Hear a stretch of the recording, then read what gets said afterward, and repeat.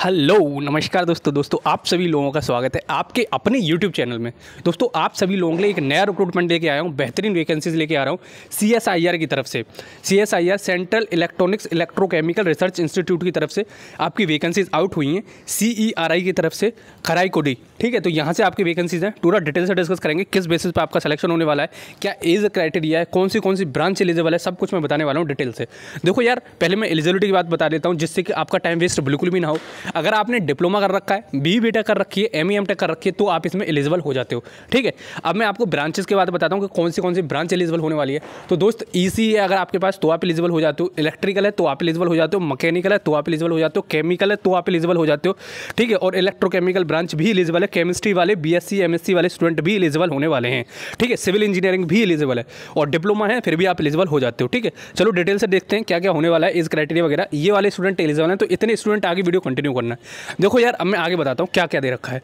18 से लेकर 21 अक्टूबर के बीच में आपका वॉक इन इंटरव्यू होगा, तो वॉक इन इंटरव्यू के बेसिस पे आपका इसमें सिलेक्शन होने वाला है। तो नो डाउट अबाउट इट कि कैसे सिलेक्शन होने वाला है। ठीक है, अब मैं आपको पूरा प्रोसीजर बताता हूँ कैसे कैसे क्या एलिजिबिलिटी होने वाली है। ठीक है, तो चलो आगे देखते हैं। देखो यहाँ पे प्रोजेक्ट एसोसिएट की वैकेंसीज है। पहले ये बता देता हूँ यार, ये टेम्परेरी वैकेंसीज पर वैकेंसीज है, कॉन्ट्रैक्ट बेसिस पर वैकेंसीज है।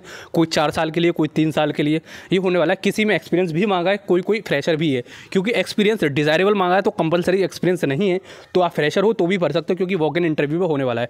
खराईकोडी आपका ये होने वाला है, खराईकोडी में ही आपको जाना पड़ेगा।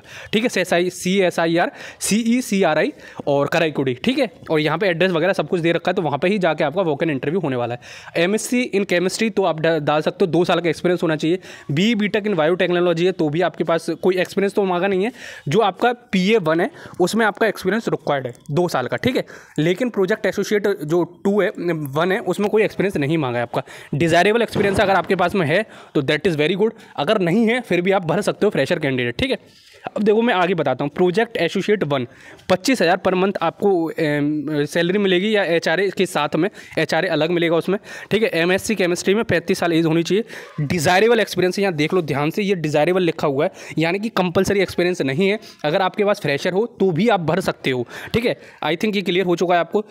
अब आपका ये प्रोजेक्ट कब तक चलेगा? 31/3/2023 तक, तो 1.5 साल का ही होने वाला है। उसके बाद में आप देखोगे यहाँ BE-BTech वाला दिखाता हूँ मैं आपको, नीचे जाके BE-BTech वाला, ये केमिस्ट्री वाला है, वो आप देख ही लेना।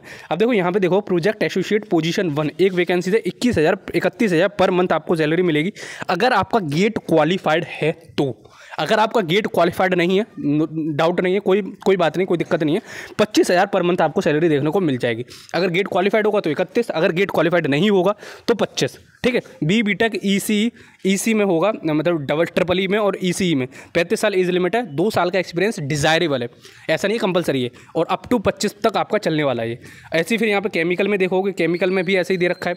और फिर यहाँ पे अगर आप सिविल इंजीनियरिंग की देखोगे तो 31,000 पर मंथ HRA मिलेगा, वही है सबको। अगर आपका गेट क्वालिफाइड है तो 31, नहीं है तो 25। ठीक है, BE-BTech सिविल में होनी चाहिए, 35 साल, कैंडिडेट है minimum 1 year experience in R&D, ये भी डिज़ायरेबल है। ठीक है, यहाँ देख लो ना, डिज़ायरेबल है, कंपलसरी नहीं है। 2024 तक आपका ये टेन्योर चलने वाला है। उसके बाद में यहाँ पे केमिस्ट्री में और भी दे रखा है, और BSc इन इलेक्ट्रॉनिक्स और डिप्लोमा में दे रखा है, डिप्लोमा इन मैकेनिकल, तो यहाँ पे भी वैकेंसीज़ के लिए दे रखा है। अब मैं आपको और दिखाता हूँ नीचे, PhD इन मेटलर्जिकल इंजीनियरिंग, मेटलर्जी इन मटेरियल साइंस, तो यहाँ पे भी आपका 2024 तक चलने वाला है। तो डिप्लोमा और जो आपकी BE-BTech है मैकेनिकल में, वो सब कुछ यहाँ पे देख सकते हो यार, सब कुछ मेंशन कर रखा है यहाँ पे।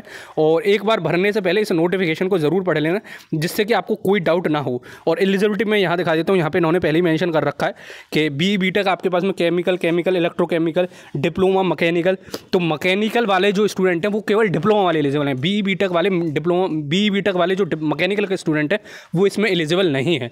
ठीक है, तो ये आई थिंक आपको समझ में हो जाता है। और जैसे मैं पहले बता रहा हूँ, 18/10 को आपका डेट एंड टाइम दे रखा है इंटरव्यू का। फॉर्म वगैरह कुछ नहीं भरना है आपको, सीधा आपका वॉक इन इंटरव्यू में ये होता है कि अपना फॉर्म निकालो और वहाँ पे लेके पहुँच जाओ। ठीक है, यहाँ पे मेंशन भी कर रखा है, मैं आपको दिखा देता हूँ नीचे क्या मेंशन कर रखा है इन्होंने। ठीक है, तो यहाँ पे ये सब कुछ मैंने मेंशन कर रखा है कि आपको डेट और जिस दिन आपका इंटरव्यू होने वाला है, जो ऊपर मेंशन कर रखी है, उस दिन आपको अपनी एसेंशियल क्वालिफिकेशन जो भी आपके, वो सारे डॉक्यूमेंट लेके जाने हैं और वहाँ पे उनको सबको दिखाने के देखो भाई साहब मेरे पास ये है। और 18 से लेकर 21 के बीच में आपका होने वाला है। कराईकोडी कहाँ पे? ये तमिलनाडु में। तो तमिलनाडु के जो आसपास रहते हो स्टूडेंट वो इसमें जा सकते हैं।